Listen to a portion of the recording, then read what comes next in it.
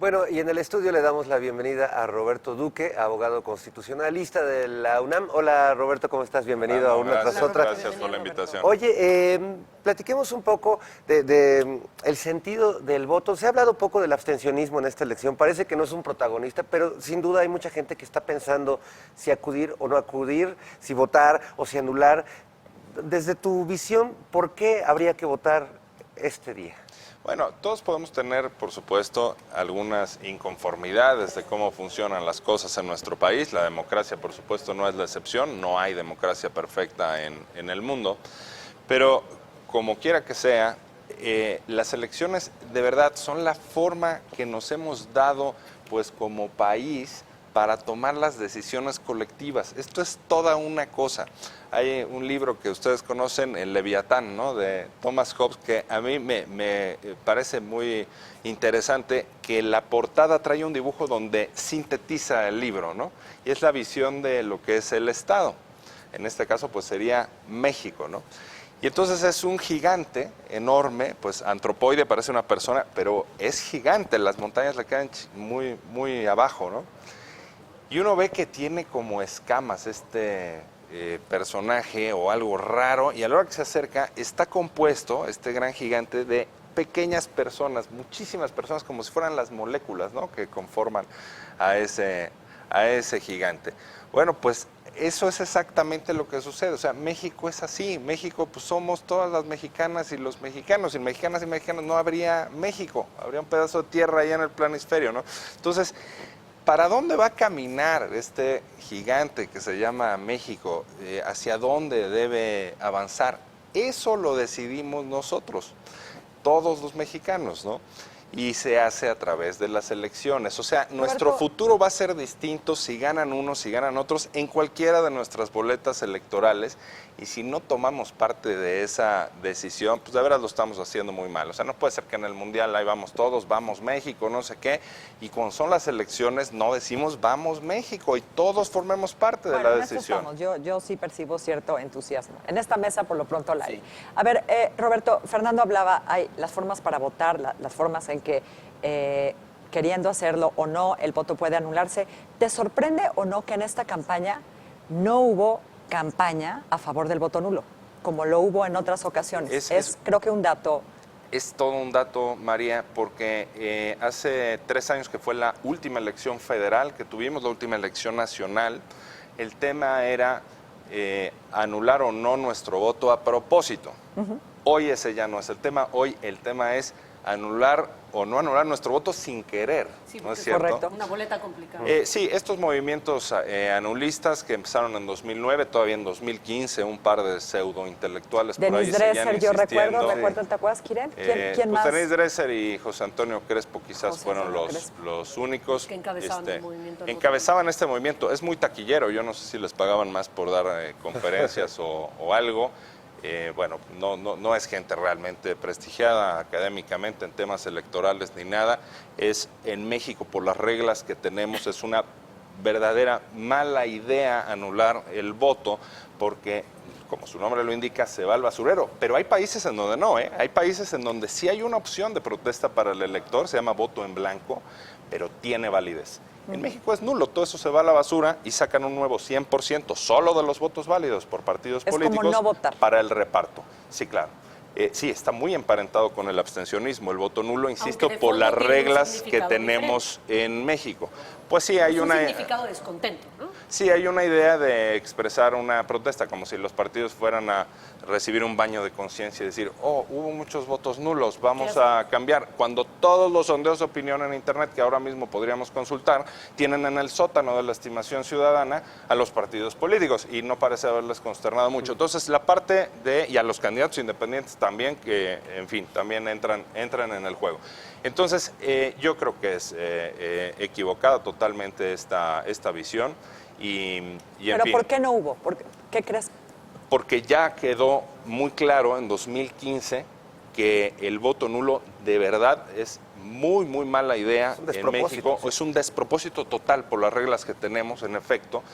Y ahora, pues, digamos, desde 2016, que hubo elecciones en prácticamente la mitad del país, ya les comieron la lengua a los ratones a esos últimos anulistas que quedaban, ya no es el tema. Sin embargo, tenemos una elección de una complejidad que no habíamos visto por la nueva casilla única, por las coaliciones flexibles que existen en la legislación, en fin, y que existen más posibilidades, quizás que nunca, para que anulemos nuestro voto sin querer, por esto de que en unas boletas hacen equipo ciertos partidos y en otras esos mismos partidos están rivalizando, están compitiendo unos contra Roberto, otros. pero vámonos un poco más para atrás. Estamos hablando de anular el voto. Pero a ver, la Constitución dice que votar es nuestro derecho, pero también es nuestra obligación. Pero eso se refiere a la obligación moral.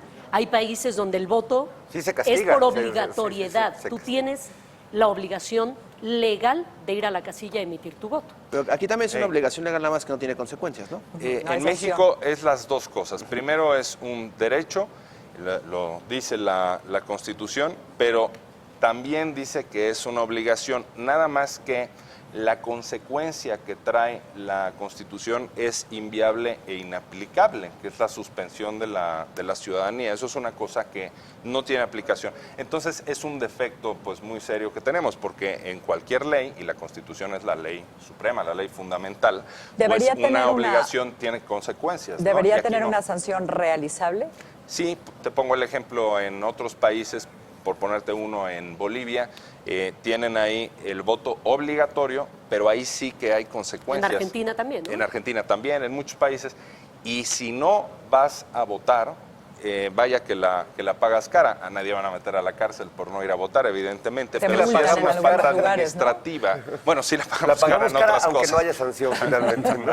En realidad Muy sí hay claro. sanción, pero es nuestra responsabilidad. Exactamente, pero digamos, sanción legal, pues les ponen ¿Cómo qué multas. sanciones hay? Ajá. Puede haber multas como Económicas, si, ¿no? sé, un conductor se pasa el alto, puede haber una multa económica, puede haber, el caso de Bolivia se los pongo porque es muy interesante, ahí digamos la lista nominal de electores que tienen los funcionarios de casilla es un cuaderno con hojas más gruesas como de cartulina y tienen desprendible un recuadrito.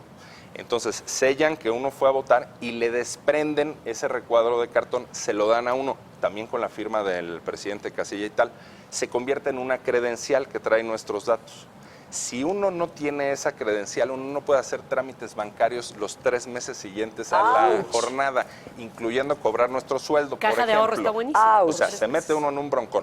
No puede uno viajar por Tramitar tu tren, por pasaporte. avión, tramitar pasaporte. Entonces, de veras hay ¿Hasta gente... cuándo? ¿Hasta la siguiente elección? 3 ¿O meses. qué 3 sucede? meses. 3 meses. Pero de veras la gente llega desesperada.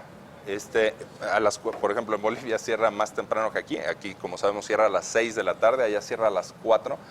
Yo una vez que me tocó, tuve la fortuna por allá de ir de observador, una señora estaba desesperada a las 4:01, un minuto después, porque sabía que estaba en serios problemas. Evidentemente esos son países que tienen índices de abstencionismo mínimos, Pues ¿no? O sea, participaciones del 90, más del 90%. Pero, en fin, en México lo de la obligación es más una cuestión retórica en la Constitución, no aplica en la realidad. Roberto, el tema, se ha hablado mucho de la confusión que implica votar por un partido o votar por las alianzas. Pero esto tiene implicaciones que quizás la gente no conozca. Si uno va a votar por un candidato que está en alianza con otros dos, no es lo mismo votar por un solo partido que votar por los partidos que vienen en alianza, porque eso repercute en cómo está constituido el partido y lo que le representa al futuro del partido. ¿Nos cuentas un poco? Sí, claro, Kiren. Ese es un tema muy importante porque hay distintas formas de emitir nuestro voto y de que sea válido, pero en las redes sociales ha habido una desinformación descomunal sobre esto. O sea, yo he oído cosas tan absurdas como que marcar una sola casilla, un solo recuadro en la boleta electoral no se vale, que porque hay que marcar más de Todos uno los de por la la coalición. Bueno, no, eso no tiene ningún sentido. El voto tradicional, digamos, la forma habitual de votar, pues es marcando un solo recuadro. Evidentemente es válido, tendrá el emblema de un partido político o de una candidatura independiente, es válido. Salvo el caso de Margarita Zavala. Ahí sí, nadie vote por Margarita Zavala porque abandonó su candidatura, serán nulos los votos. Ahí la vamos a ver en la boleta, lamentablemente. son nulos esos votos. Pero bueno, con esa excepción, una sola marca es perfecto. Ahora, la cuestión es que, pongamos el ejemplo de la boleta presidencial, pues por supuesto hay 3 candidatos que son postulados por 3 partidos cada uno de ellos. Pues son los 9 partidos que hay en México, pues 3 postulan a cada uno de los candidatos que van en coaliciones y luego ya más abajo tenemos al candidato independiente. Entonces, las posibilidades son, si uno se inclina por uno de los candidatos de partidos políticos, puede marcar una, 2 o las 3 casillas, pero hay que cuidar muy bien que venga el mismo nombre en cada recuadro, ¿no es cierto? Y esos votos, desde luego, son válidos. Ahora, el punto es cómo se contabilizan después para los partidos políticos. ¿Y qué pasa con el registro de los partidos por los que uno no votó? Sí, es decir, si uno marca al partido, supongamos que el partido A, el B y el C van en coalición, uno marca solo el A, pues está clarísimo, van para el A. Pero si uno decide hacer una marca, una boleta, un voto con doble marca, al final esos votos, quien haya votado de esa manera, se dividirán mitad y mitad, así es, mitad y mitad entre los 2 partidos. Ahora, hay un truquito ahí porque el voto es indivisible. Yo no puedo decir, yo saqué medio voto, yo saqué 20.3 votos. No, es indivisible. Entonces uno dice, no sé, les pongo un ejemplo.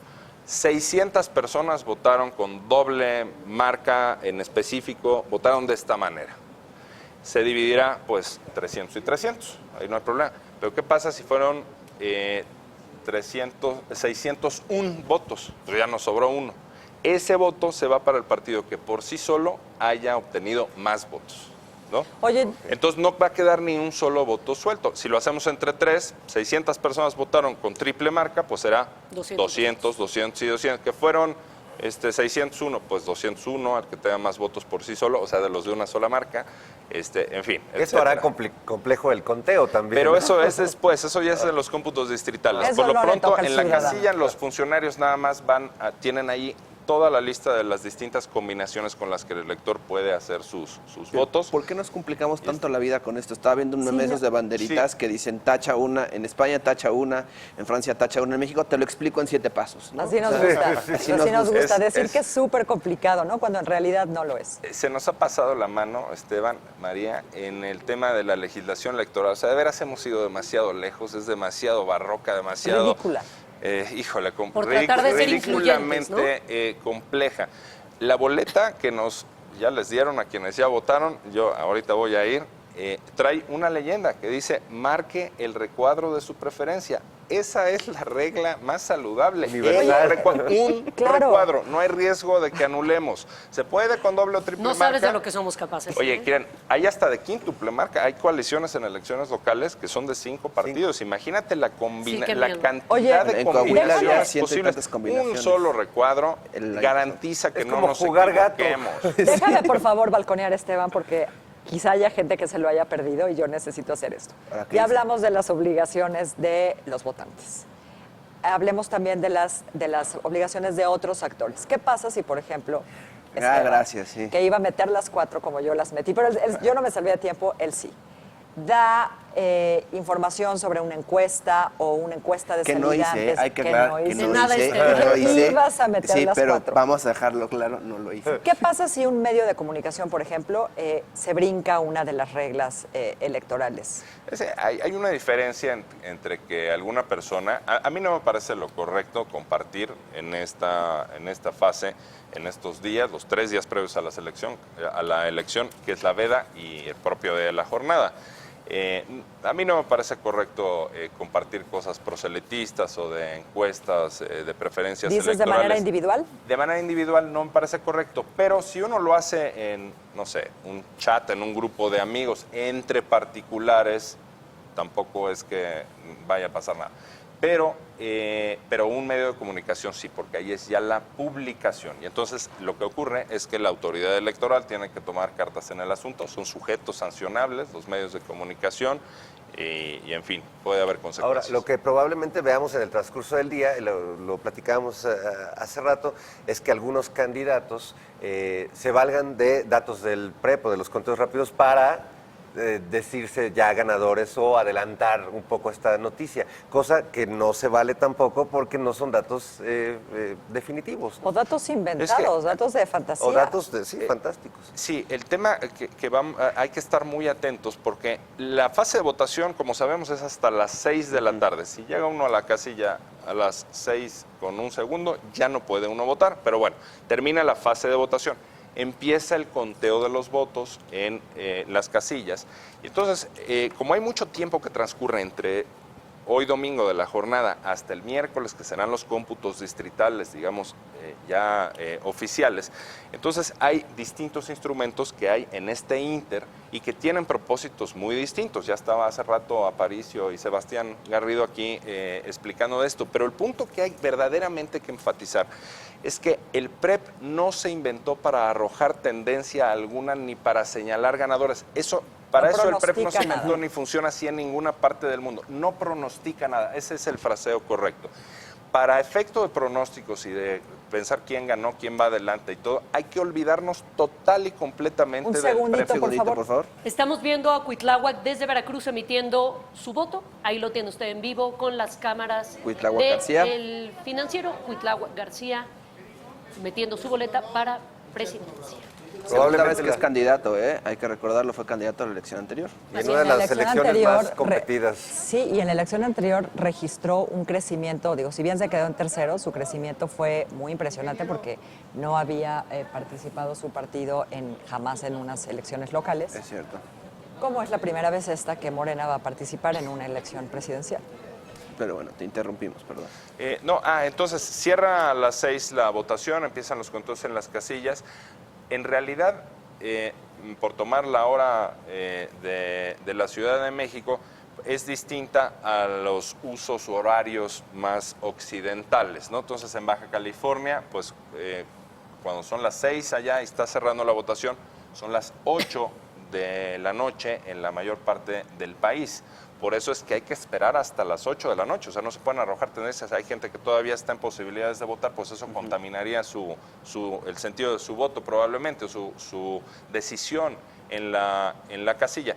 Entonces, esperamos a las 8 y ahí es en donde empieza a correr el PREP y empezamos a ver resultados del PREP. Sí, pero el PREP es para transparentar lo que ocurrió en cada casilla, que el acta que vemos escaneada en internet en el PREP coincida con las copias de actas que tienen todos los partidos. Es una garantía de transparencia y de que todo, digamos, esté coincidente en los datos de los resultados en cada casilla. Pero reitero, no sirve, como dice María, para pronosticar nada. El que sí sirve para pronosticar es el conteo rápido. Entonces, reitero, olvidémonos totalmente del PREP. El político que diga que porque el PREP lo tiene adelante, entonces es que va a ganar o que va ganando o algo así, es un político que es o mentiroso o ignorante de algo que debería de saber, que es cómo funciona esto, porque un candidato sí lo debe saber. O ambas cosas. Roberto, para terminar y cerrar esta mesa, hay un mecanismo tramposo, ya que hablábamos de la veda electoral, y son las redes sociales.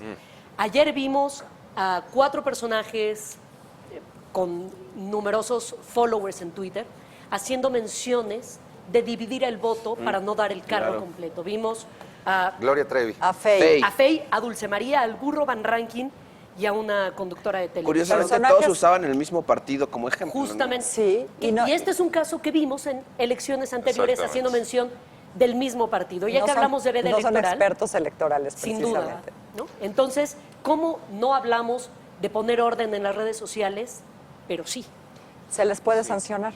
Bueno, el caso de unos tweets en el pasado que se dieron en plena jornada 2015. electoral fueron motivo de sanciones porque está en efecto la veda electoral y aquí se está publicando. Claro, no tenemos la regulación, pues digamos, que nos dé con toda precisión la forma, el cauce a seguir.